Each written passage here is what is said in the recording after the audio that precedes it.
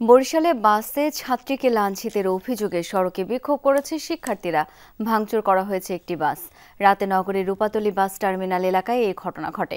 Police জানায়, তাওহিদ পরিবহন বাসের ভাড়া নিয়ে কথা কাটাকাটির জেরে বিএম কলেজের এক ছাত্রীকে লাঞ্ছিতের অভিযোগ ওঠে চালক হেলপারের বিরুদ্ধে।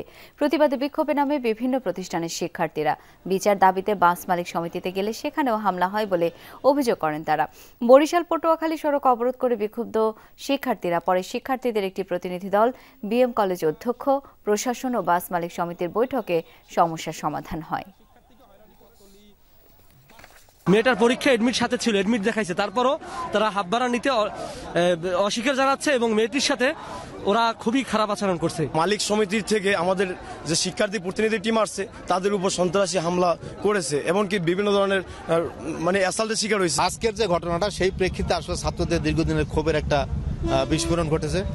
তো এখন আমরা উভয় পক্ষ আলোচনা শেষে মালিক সমিতি সিদ্ধান্ত নিছে যে তারা এটা কঠোরভাবে কার্যকর করবে।